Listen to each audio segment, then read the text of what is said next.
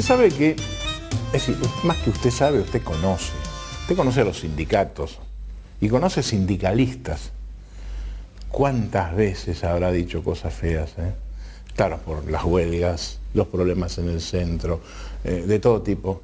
Y entonces uno tiene la sensación, parte de la población argentina, de que el sindicato está para embromar a la gente. Cosa que no es así. El derecho de huelga, usted sabe que es un derecho constitucional que debe ser ejercido responsablemente. Pero los sindicatos hacen muchas otras cosas. Y en general son cosas que no están en la pantalla pública, que no aparecen en los diarios. Y se me ocurrió que podía ser muy interesante mostrar otros aspectos de lo que hacen los sindicatos. ¿Y sabe cuál me pareció lo más importante? La educación. ¿Qué hacen para contribuir a la mejor educación de sus propios afiliados? ¿Y en qué forma eso puede, digamos, irradiarse hacia la sociedad de la que forman parte? De manera que el programa de hoy va a estar dedicado a conversar con 3 representantes de 3 sindicatos respecto de estos temas, la educación. De esa educación en la que todo el mundo dice es lo más importante que tenemos, pero ¿hacemos acciones educativas en serio? Para eso convoqué a Alejandra, muchas gracias. Alejandra García Martínez es la responsable de todas las acciones educativas del sindicato de los encargados de casas. El SUTER. Del SUTER, efectivamente. Alejandro Weisbach es el hombre técnico en materia de educación de la construcción, de los obreros de la construcción. Sí, yo trabajo en la Fundación WOCRA para la educación de los trabajadores constructores. Después vamos a hablar por qué fundaciones. Y Claudio Corríez, que trabaja en uno de los sindicatos que tiene algunas características particulares. Agrupa a docentes, el sindicato de los docentes particulares. Así es, soy el secretario de Educación del SADOP, responsable del área educativa. Bueno, es decir que vamos a charlar con gente que sabe de educación, hace actividades de educación. Si le interesa, quédese, pequeña pausa y empezamos la charla.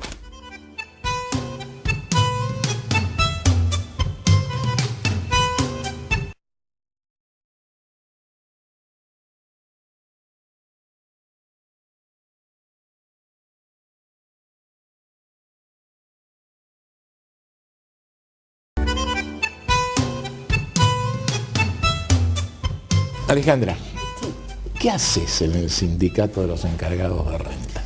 Bueno, en verdad yo trabajo desde la Fundación Octubre, que es la que se ocupa de todas las actividades educativas del sindicato. Y desde ahí se trabaja en distintas áreas, desde lo que es formación profesional hasta la universidad, pasando por un instituto terciario, por... Espera, me llevo rápido y por ahí se me va a ir. Primera cuestión. ¿Te pusieron porque sos amiga del secretario general del sindicato? No. Empecemos por ahí. Bien. Yo soy docente y licenciada en educación y comencé a trabajar en un proyecto educativo para la fundación que en verdad tenía que ver con medio ambiente. Y a partir de eso, bueno, empecé a trabajar más en el desarrollo de todas las propuestas educativas del SUTER. El SUTER ya venía trabajando desde hace muchísimos años en lo que era formación profesional. Y bueno, fuimos avanzando en los distintos niveles. Ahí hacemos una pequeña pausa y lo presentamos también a Alejandro. Bueno, a mí me pasa exactamente lo mismo. No sos amigo de Gerardo Martínez. Lo aprecio mucho, pero no tenemos el puesto por grados de amistad, sino creo que se busca tratar de conseguir las personas que son las que tendrían que ocupar los puestos. Yo soy licenciado en gestión educativa, hace 28 años que trabajo en la docencia, y la Fundación WOCRA es, digamos, el brazo ejecutor de las políticas que en materia educativa la WOCRA define para todo el país. Y para eso también cuenta con una alianza estratégica que tiene más de 15 años con la Cámara Argentina de la Construcción. Por lo tanto, nosotros no formamos solamente por una cuestión que hace a un sector sindical, sino a un sector productivo. Paremos ahí. Claudio. Bueno, a mí me toca coordinar 2 actividades centrales dentro del SADOP, que es el Sindicato de Docentes de las Escuelas Privadas de la Argentina. me toca coordinar el área de capacitación profesional, o sea, tratar de que nuestros maestros y profesores, nuestras maestras y profesoras, sean mejores maestros, maestras, profesores y profesoras. Y me toca coordinar también la acción de formación sindical, que significa además que nuestros cuadros de la organización sean mejores cuadros. Entonces, este es, digamos, el principio por el que trabajamos, y para esto tenemos diversas herramientas que después vamos a profundizar. Pero sencillamente son estos dos temas: la formación de los docentes y las docentes, y la capacitación política de nuestros cuadros sindicales. Ahora, ustedes entonces hacen acciones docentes. Ahora vamos a empezar un poquito a indagar. Ahora, ¿trabajan cada uno por su cuenta o están reunidos con otros sindicatos, con gente que se dedica a educación también de otros sectores? Porque Alejandro mencionó con la Cámara Argentina de la Construcción, el sector industrial, el sector patronal. Entre ustedes, por ejemplo, ¿coordinan las actividades? Porque Depende, yo creo que depende cuál es la acción puntual, porque hay algunas que tienen que ver con cosas que se pueden compartir y otras que tienen que ver con el tipo de actividad específica de cada uno de los gremios. Entonces, yo también hago capacitación de los cuadros dentro del sindicato y todo lo que es capacitación sindical, pero sin duda, una cosa es capacitar a un encargado de edificio, un trabajador de edificio, que un docente. Entonces, independientemente de que uno pueda acordar en charlas y demás cuál es la temática o por dónde está pasando esta capacitación, creo que hay cosas que son específicas de la rama de actividad, ¿no? Bueno, ¿y qué son? ¿Cómo desarrollan las actividades esas tan específicas? ¿Qué cursos de qué dan? ¿Dónde los dan? Hay una oferta educativa muy amplia en todo lo que es la formación que tienen los sindicatos. En el caso de la UOCRA, tiene una red de más de 30 centros de formación profesional que tienen oferta ligada al sector construcciones. ¿Acá en la capital y Gran Buenos Aires? Y en todo el país. Ajá. En todo el país. Como te decía, nosotros tenemos oferta que es específica para el sector construcciones, pero también hay vinculaciones con el entorno socioproductivo de cada centro que ameritan a que de pronto también la oferta de esos centros tenga que ver con otro tipo de formación. Ejemplos. Ejemplo, todo lo que tiene que ver con informática, todo lo que tiene que ver quizás con temas específicos de algún tipo de producción, de algún bien o servicio de una zona X, como puede ser Trenquelauquen.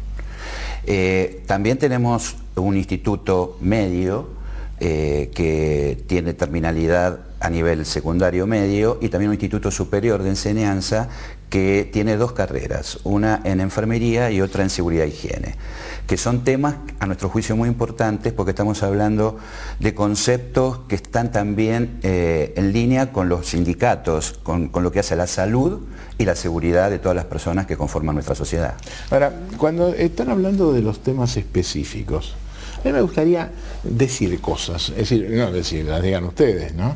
Sí. Es decir, ¿a qué se refieren con lo específico? De alguna forma, Alejandro está señalando, pero por ejemplo, el señor que yo tengo en mi casa, que es el portero, el encargado, no le digas. El encargado, ¿por qué no se le puede decir el portero? ¿No es más familiar? Son trabajadores, ¿no es familiar? de edificios, porque el tipo de actividad cada vez es más específica en determinadas áreas, y entonces hace más que estar en la puerta.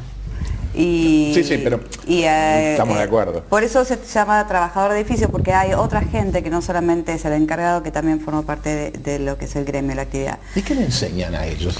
Nosotros trabajamos, lo primero que surge tiene que ver con formación profesional, que es electricidad, gasista, plomería, albañilería y demás. Pero en el caso de los encargados de edificio hay una cuestión que es bastante particular, porque el encargado en general está con su familia dentro de su puesto de trabajo, que es una característica diferente a los demás, y además es un empleado con muchos patrones, digamos, que es al revés de lo que suele suceder. Entonces, el gremio lo que intenta es no solamente trabajar en la capacitación del afiliado del encargado de edificios, sino también ver qué pasa con esta familia y de alguna manera lograr mejoras en este sentido. Entonces, todo lo que es formación profesional también se amplió a otras ramas de actividad. Por ejemplo, es bastante frecuente que la esposa del encargado, si hay un bebito o está una señora mayor que se queda en el edificio, entonces el pariente le diga, bueno, me lo mirás, lo cuidas y demás.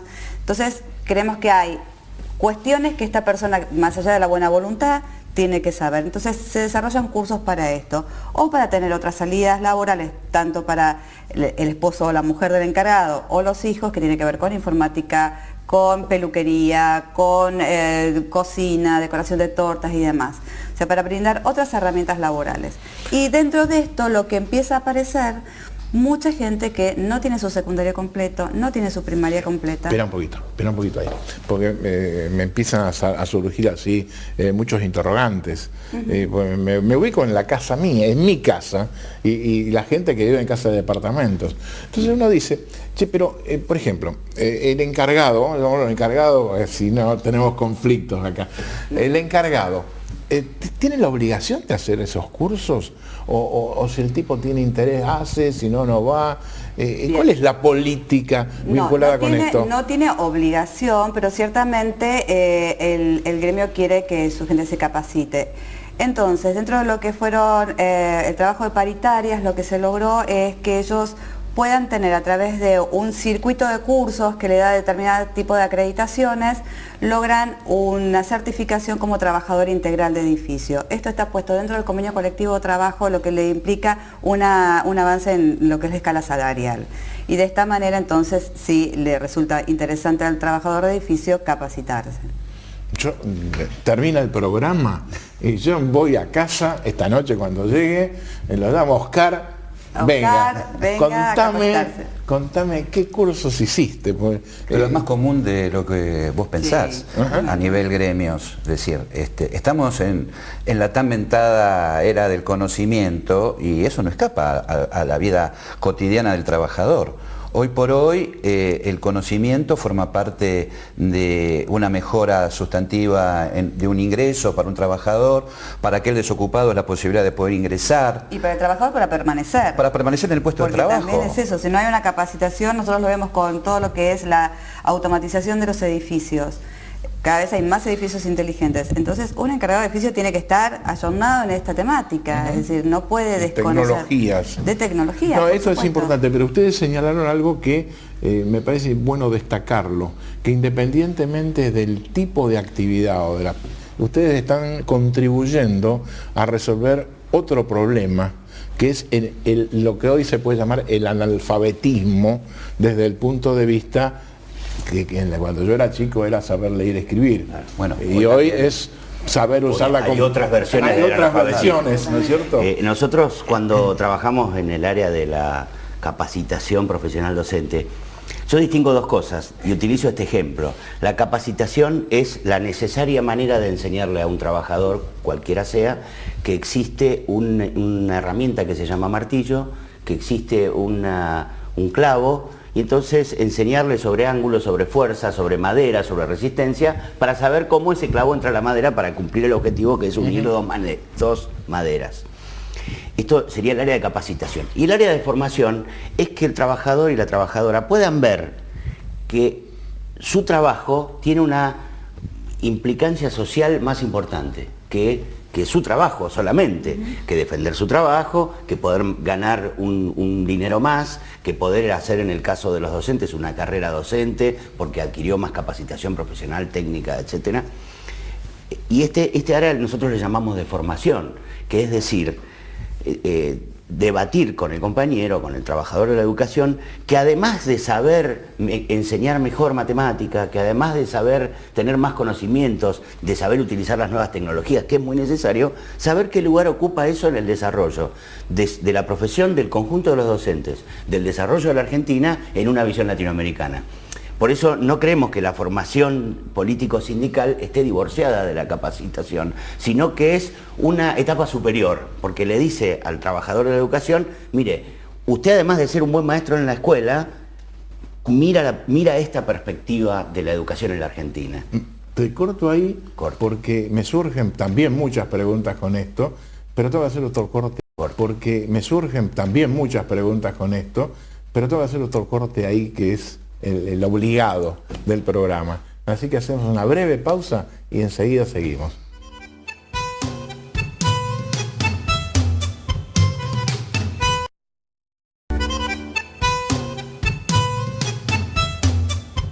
Estamos conversando con Alejandra, Alejandro y Claudio, gente de sindicatos, pero de sindicatos que están haciendo actividades educativas.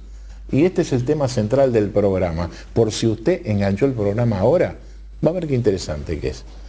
Claudio, en el bloque anterior hiciste una referencia a que tenían, como Claudio es representante o integra el sindicato que representa a los trabajadores de escuelas particulares, en SADOP.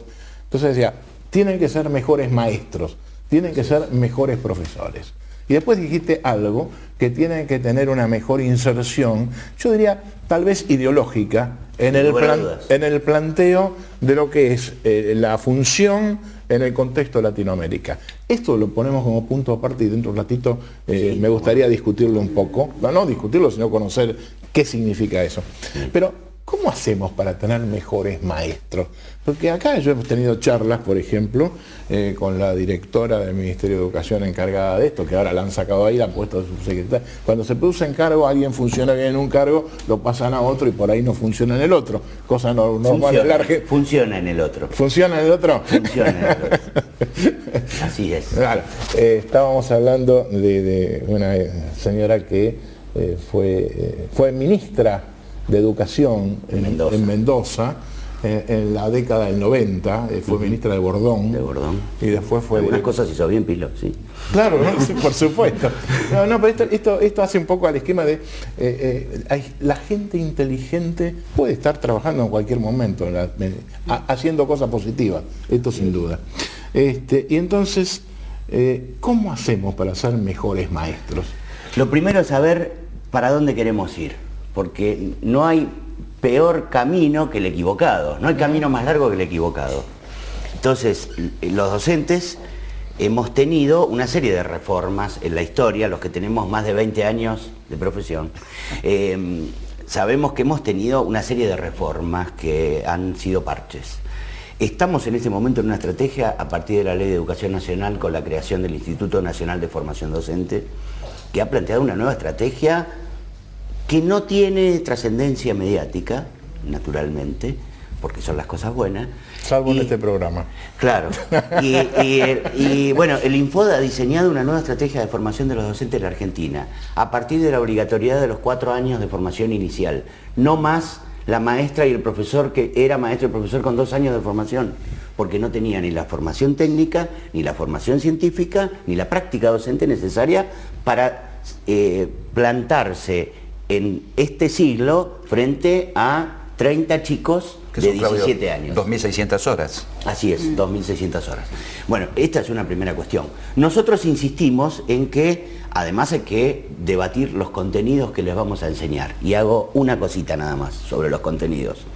Le hemos vivido enseñando a nuestros chicos, hemos hecho un trabajo al respecto en América Latina, que los ríos dividen, que las cordilleras dividen, que los brasileños son imperialistas, que los paraguayos son vagos y que los bolivianos son no sé qué cosa y que los chilenos son no sé qué cosa y que los uruguayos. Y después hablamos de unidad latinoamericana. Entonces, hay una contradicción en el sistema. Y uno lee los libros de lectura donde los ríos dividen, las cordilleras separan y los otros son los que nos quieren robar. Nosotros creemos que hay que cambiar estos contenidos. Para pensar América Latina tenemos que hablar de lo que nos une. Incluso los ríos y las montañas nos unen, no nos separan. Pero también creo que es importante pensar con qué chicos, con qué personas estamos trabajando. Porque me parece que la educación siempre está como 10 pasos por detrás del desarrollo tecnológico, de la información que llega desde otros medios. Es decir, ¿cuál es el real lugar que la escuela tiene que tener hoy? Que no es el centro del saber, la única que daba información o saberes, sino que es una más dentro de un montón de cosas. Entonces, redefinir el lugar de la escuela, redefinir estos espacios, porque además, después de la década del 90, la escuela, por ejemplo, terminó siendo el lugar donde se vacunaba, se daba de comer, pero no se enseñaba. Correcto. ¿No? Entonces, que la escuela tiene que enseñar, el docente tiene que enseñar, pero ¿cómo?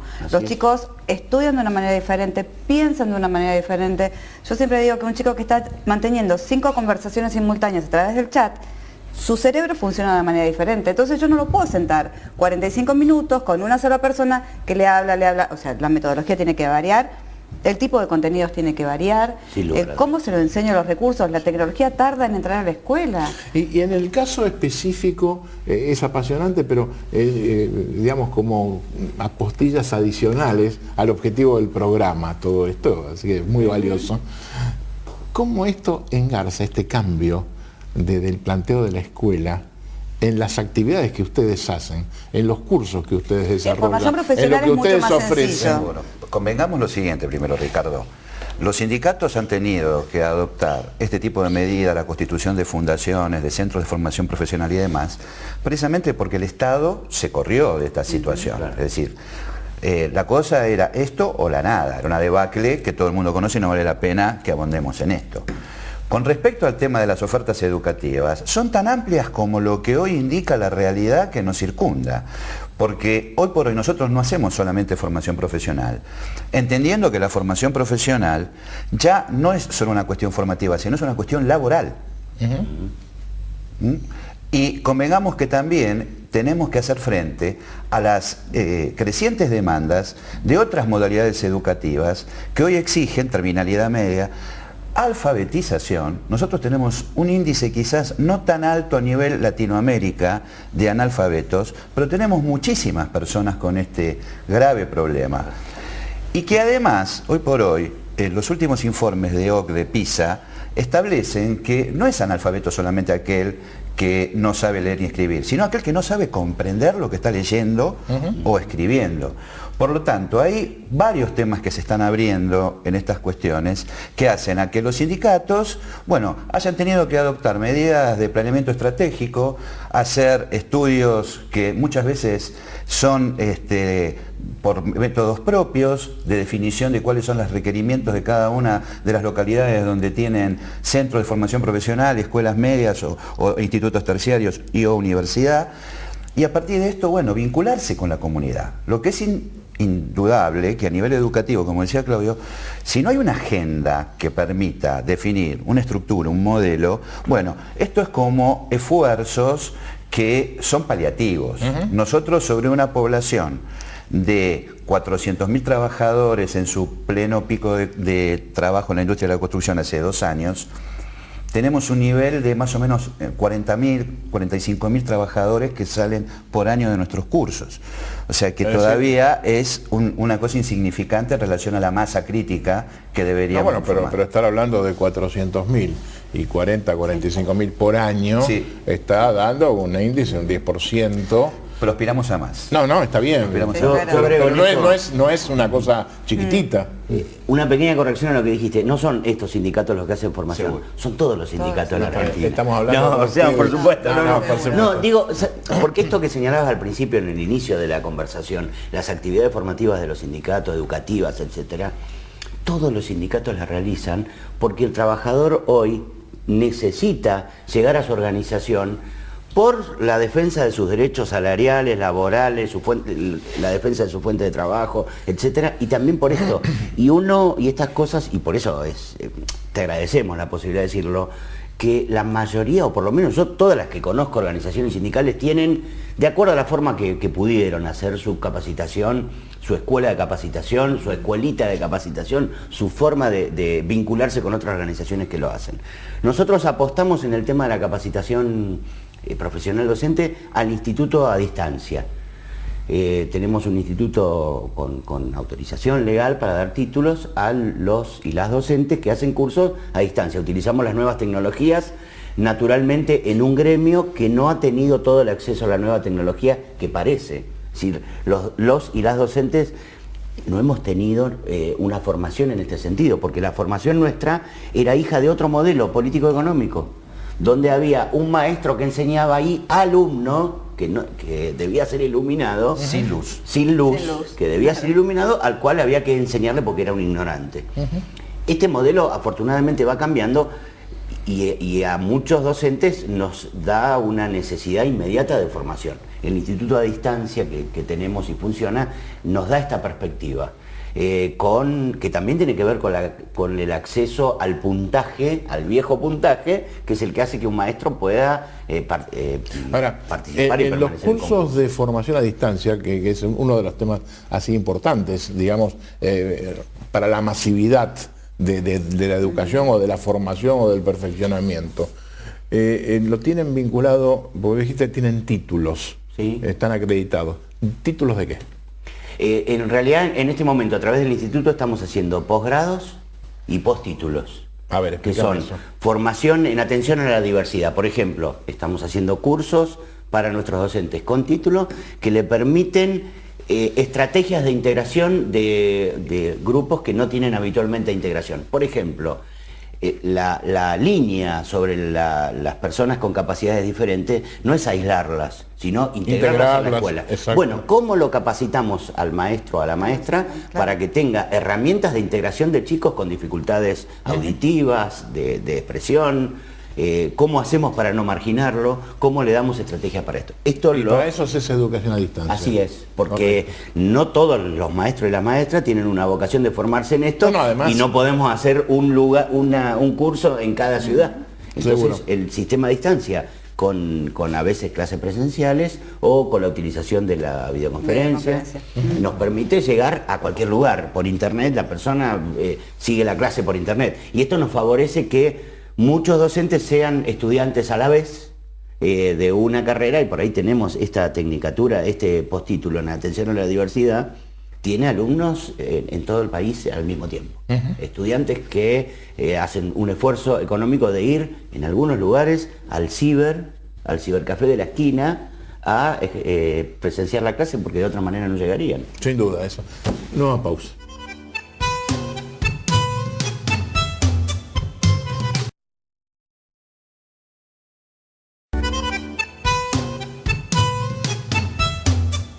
Bueno, seguíamos hablando entonces de las acciones que en el caso de SADOP están haciendo de educación a distancia, mediante las metodologías estas de estar los maestros lejos de una sede y a través de la mecánica, los procedimientos, empiezan a participar y a tomar cursos.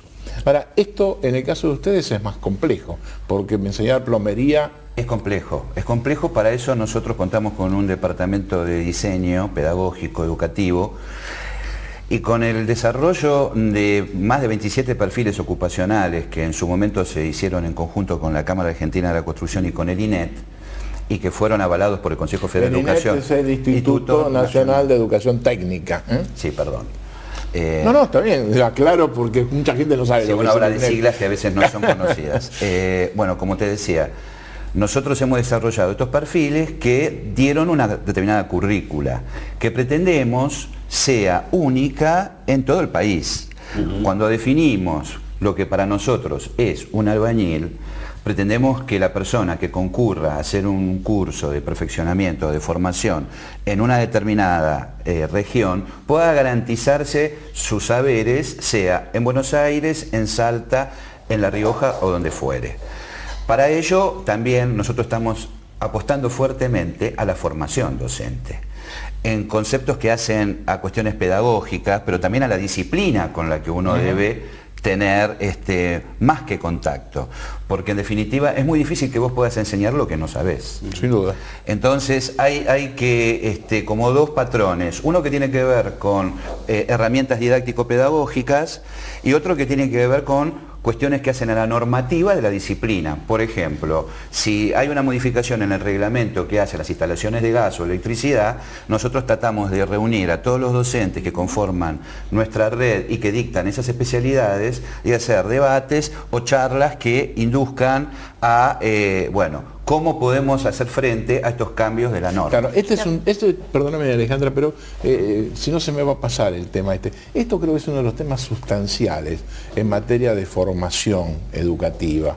¿Por qué? Porque no se puede, como bien decís, enseñar si no se sabe, Claro, si no se sabe lo último. Por eso yo creo que, los centros de formación profesional comenzaron como centros de artes y oficios.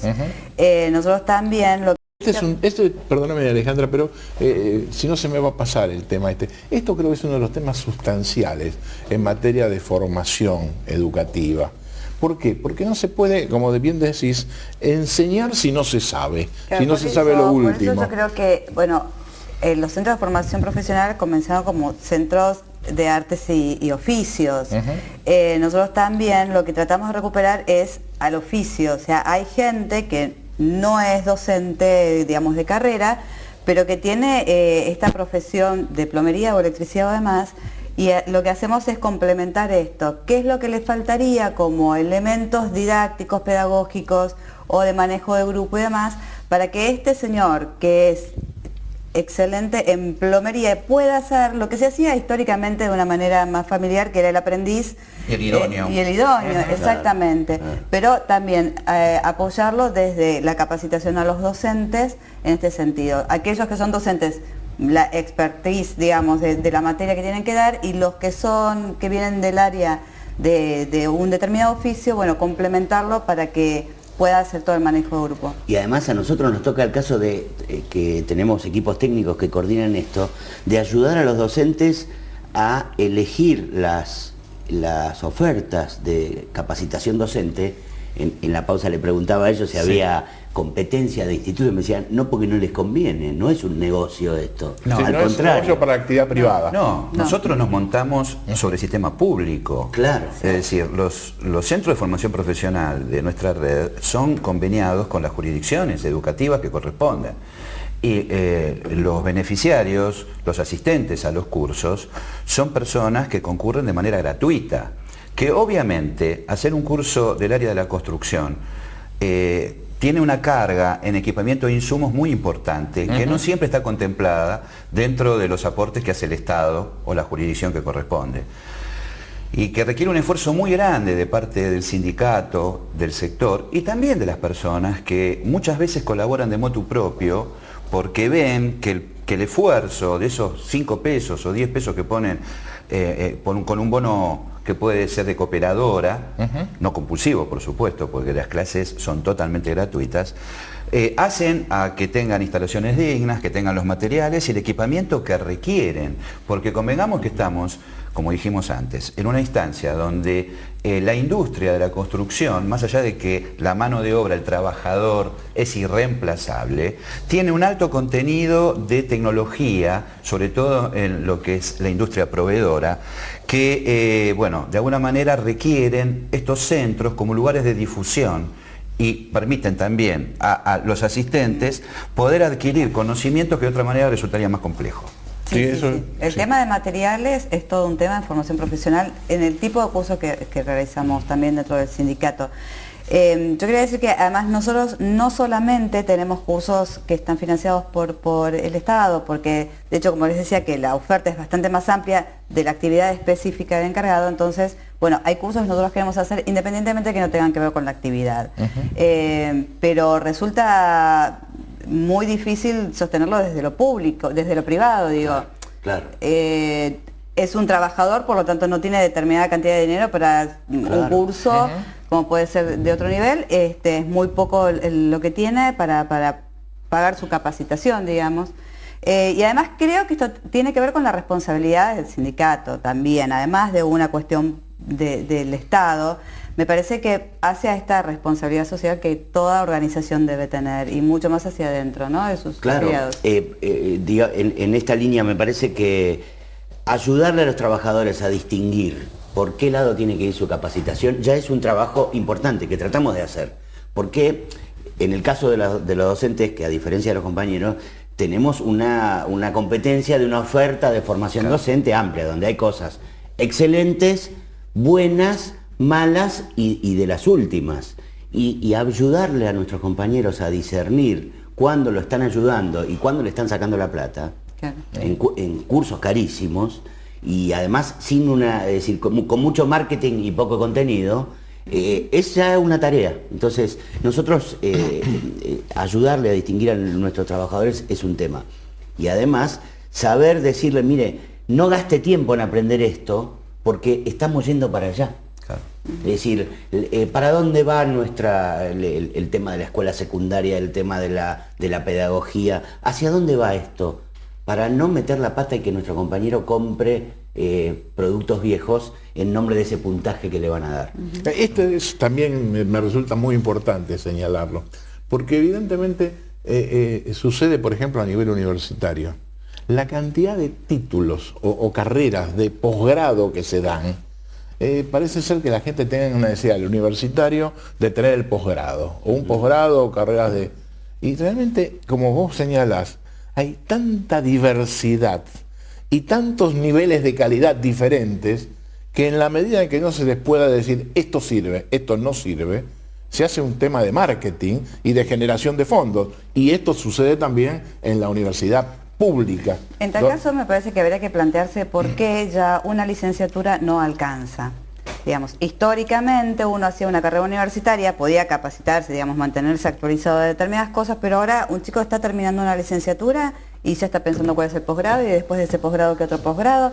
Digamos, ¿qué es lo que está pasando? ¿Es una cuestión de marketing? ¿Es una cuestión de título por título? ¿Se ha generado toda una empresa alrededor de la cuestión educativa? Esto que vos decís, bueno, hay muchos que solamente es marketing Pero, o efectivamente ni siquiera la universidad alcanza a dar la cantidad de contenidos necesarios para hoy. Este es el punto clave, por lo menos a mi juicio. Yo creo que existe todo esto y me parece que es muy importante ponerlo de relieve, hablar de estas cosas. Porque de lo contrario, bueno, tengo un título de la universidad tal, de la otra, no sirve eso. Entonces, hay una deficiencia en la formación dentro de las carreras de grado muy grande. Y el tema uno lo ve en la universidad. Yo he tenido, por ejemplo, oportunidad, hoy, la Facultad de Ciencias Económicas, de la cual yo ya dejé de ser profesor por edad, que tiene 65.000 alumnos, no tiene docentes para atender esa cantidad de gente. Cuando yo tuve que hacer cargo de una cátedra en la Facultad de Derecho hace 20 años atrás, 15 años atrás, 3.000 alumnos por cuatrimestre. Sí. No tenés ninguna posibilidad de tenés 50 personas a las cuales decís, venía a la cátedra, de las cuales 10 o 15 te dicen que sí. Y después el resto, ¿cómo lo vas integrando? Y mira, yo tengo un chico que está en la Universidad de La Matanza, que pinta bien y es jefe de trabajos prácticos, tráelo. Y bueno, Claudio, y tráelo. Y entonces se produce un deterioro del nivel de calidad de la cátedra, sobre la cual incluso el profesor titular, por más que sea muy bueno, no tiene posibilidades de tener el gobierno de la cátedra.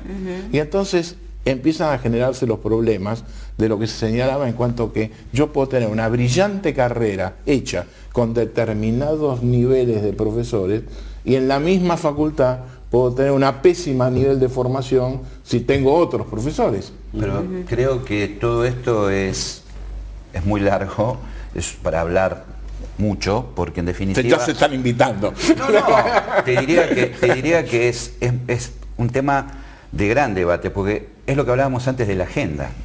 Porque en definitiva nosotros no tenemos modelo de país a 20 años, creíble, proyectable, hacia dónde vamos, y definir política educativa entonces en función de un modelo que sea creíble, perdurable y que sea una política de Estado, más que de un gobierno. Y a partir de allí definir, por ejemplo, alternativas que puedan ser viables para que los distintos egresados de las escuelas medias o técnicas puedan tener alternativas de distintas carreras universitarias. Las carreras de ingeniería han tenido un colapso lamentable durante más de 10 años, no sé cuántos ingenieros se recibieron, debido a que no tenían horizonte, no tenían dónde insertarse laboralmente.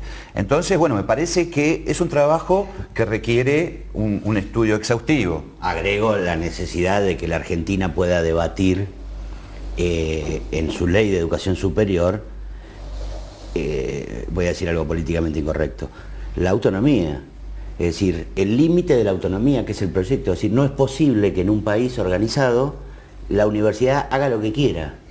Yo no estoy diciendo que no tiene que tener autonomía. Lo que digo es que la autonomía no es independencia. Bueno, esto es lo que se está generando ahora respecto de los terciarios. O sea, hay toda una reforma para las carreras terciarias, de aumentar la cantidad de horas, Perfecto. Ahora, ¿qué pasa? Resulta que entonces los terciarios tienen una mayor cantidad de horas de las nuevas tecnicaturas que aparecen en la universidad, Sí. de 2 años. Entonces, cualquier chico prefiere hacer una tecnicatura de 2 años con una menor cantidad de horas de cursada en una universidad que en un terciario, con lo cual deja en una situación muy compleja a los terciarios, como por ejemplo el que tenemos nosotros dentro del centro. Lamentablemente el programa ya se está terminando. Hago una pausa, hacemos el último bloque y nos vamos.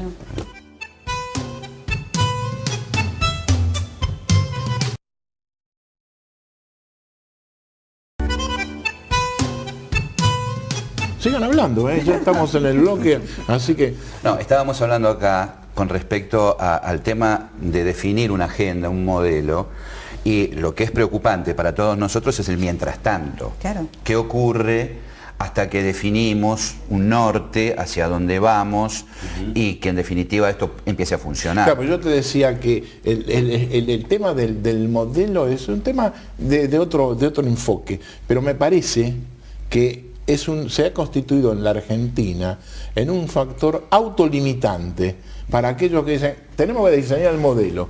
Pero hace yo de 40, 50 años que venimos hablando de diseñar el modelo. Entonces, el punto es qué es el modelo. Entonces, tenemos Pero acciones... Es cierto lo que también se señalaba que tiene que ser una política de Estado, que no puede estar ligada a un gobierno, porque sobre todo en materia educativa, cuando uno apuesta a la educación, apuesta a 20 años vista. O sea, no apuesta hoy, mucho menos a un periodo de un gobierno. Entonces... Pero fíjate que para eso hace falta algunas definiciones claves que eliminen prejuicios en las discusiones. Y Claudio señalaba en el bloque anterior una que me parece importante, yo por lo menos coincido plenamente, porque vengo bregando hace muchos años en eso, que no puede ser que bajo el esquema de la autonomía universitaria que estemos haciendo cualquier cosa en materia de política universitaria. Es decir, que yo puedo tener universidades donde tengo la carrera de abogado en una universidad y en otra nuevita de años atrás de abogado a 100 kilómetros de distancia. Es todo un desorden. Y si yo no voy a un planteo de planeamiento estratégico del sistema universitario... Sí. Yo agrego esto, voy a decir los títulos de lo que no vamos a hablar hoy. Al menos. Nosotros no hablamos de formación... Mira que terminamos. Por eso, no hablamos de formación sindical, que para nosotros es estratégico. No hablamos, hablaremos otra vez. Como decías en la pausa, nos estamos invitando. Segunda cosa, no hablamos de la nueva escuela secundaria. No hablamos del financiamiento educativo. No hablamos de las estrategias de capacitación docente, que no es un problema solamente de los docentes. Parafraseando a Churchill, la educación es un tema demasiado importante como para que lo traten los pedagogos. Sin duda. Los trabajadores de la construcción tienen mucho para decir sobre la educación, porque son papás, mamás, Tal cual. viven en la realidad concreta. Los trabajadores de edificio tienen que hablar sobre la educación. En el debate, si lo cerramos a los docentes, estamos listos. Absolutamente de acuerdo con eso. Ahora, yo les voy a hacer una pregunta porque tenemos que terminar el programa y como ya se invitaron, van a estar de vuelta acá en este programa. Pero la pregunta es esta.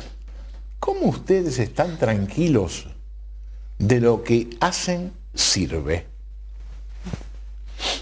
Bueno, porque en materia de formación profesional es bastante inmediato, porque uno lo ve que el trabajador va avanzando laboralmente. En lo que es primaria, secundaria o el instituto terciario, nosotros lo que vamos viendo que va sirviendo en el sentido que, por ejemplo, en el terciario empezamos a dar un sostén o un andamiaje a una educación deficiente que traen los chicos de lo que es la educación media. Y esto permite la no deserción del terciario, la posibilidad de pasar de un año a otro y finalmente lograr la titulación, y los vemos, los primeros egresados nuestros, cómo se han insertado en lugares muy importantes del Ahora, esto trabajo. que estás describiendo son sensaciones o evidencias que No, porque tenés. además hay una propuesta de evaluación permanente a nivel institucional. Ajá. Que se trabaja. Necesariamente uno tiene que estar evaluando permanentemente esto, digamos, desde los docentes. Nosotros trabajamos desde encuestas a los alumnos que evalúan también cómo son las clases, cómo la reciben, cómo se sienten con el docente, a los docentes. Es decir, uno tiene la única manera de planear hacia futuro es evaluando lo que se estuvo haciendo Seguro. hasta ahora. Aparte no se entiende la evaluación como una cuestión persecutoria hacia nadie, sino que nosotros lo que entendemos es que es algo totalmente necesario para hacer una corrección, una mejora y un cambio de rumbo si las cosas no van bien. Con respecto a los impactos, bueno, evidentemente, como bien decía Alejandra, son la evaluación como una cuestión persecutoria hacia nadie, sino que nosotros lo que entendemos es que es algo totalmente necesario para hacer una corrección, una mejora y un cambio de rumbo si las cosas no van bien. Con respecto a los impactos, bueno, evidentemente, como bien decía Alejandra, son medibles. La formación profesional, en ese sentido, por la duración de las actividades, son cursos cortos o de mediano alcance, y como están ligados al mundo del trabajo, yo creo que las empresas ya tienen en claro cuáles son los resultados a ser vistos por los beneficiarios. Y además son los que demandan. Que son los que demandan, porque de ellos son los sustentos para poder desarrollar la currícula. La currícula de formación profesional está claramente identificada con las necesidades, como decíamos al principio, de la diada educación-trabajo. No se entiende de otra manera. Así que a otros niveles educativos, bueno, la cosa es más compleja. No obstante, nosotros tenemos una satisfacción, atento a que este año tenemos la primer cohorte recibida de nuestro Instituto Superior de Enseñanza para la Industria de la Construcción en enfermería profesional, y que de alguna manera también nos llena de orgullo porque es un esfuerzo importante de todos los trabajadores constructores. Ahora, en el área de ustedes es donde se evidencia, digamos, con mayor claridad la existencia del trabajo en negro. Y por otro lado, tenemos el caso de los trabajadores que vienen de otros países. El caso de los bolivianos, y hay zonas del país donde los bolivianos es la mano de obra. ¿Cuál es el comportamiento del sindicato vinculado a esto? ¿Les permiten a los que están fuera del sistema formal, la gente que viene del exterior? Me voy a tomar el atrevimiento de hablar de temas sindicales. Lo cortito, Cortito. La política del sindicato tiene que ver siempre de tratar de velar por los intereses del trabajo seguro y decente. Esto implica seguro que tengan todos los trabajadores, no importa la nacionalidad que tengan, todas las medidas de prevención de riesgos que corresponden a la actividad en donde se encuentren desarrollándola. Pero mi pregunta y es muy concreta. Decente porque evidentemente tienen que estar dentro del régimen laboral como lo indica la ley. Está bien, pero la realidad es que no es así. Se tratan de hacer las inspecciones, se ayuda. Pero también, no quiero discutir este tema porque me interesa el punto de vista de la función educativa. Es decir, van, por ejemplo, la cantidad de bolivianos que tenés en Pinamar o en la zona esa, que hay centros de construcción, sí. ¿Van y tienen centros de formación en lugares así, por ejemplo? Sí, tenemos. ¿Y la gente va? La gente va, está abierto a la comunidad, que esto es otro de los temas. Sí, no está abierto solamente nuestros cursos a los obreros de la construcción o afiliados a la UOCRA. Están abiertos a toda la comunidad, porque hay muchísima gente que tiene otra ocupación que le interesa también. De hecho, bueno, nosotros estamos apostando a que toda la gente que concurra a los cursos se incorpore al mundo productivo de la industria y que trabaje como un trabajador con todas las condiciones reglamentarias, que una de las condiciones transversales de todos los cursos es tratar de adquirir conciencia en temas que hacen a los riesgos laborales y a las condiciones de trabajo que marcan las leyes. Con esto nosotros entendemos que le estamos dando a los trabajadores la posibilidad de que sepan cuáles son sus derechos, sus obligaciones, y que si el día de mañana tiene que ser un empleador, sea un empleador que no atente contra los intereses de otro trabajador negriándolo. A mí me gustaría completar lo que vos estás diciendo con esta idea que tenemos, que uno no solamente está educando o está formando a alguien en una actividad o en un oficio y demás, sino que cuando una persona atraviesa parte de un proceso educativo, también lo que se produce es un cambio en la persona, más allá del trabajador.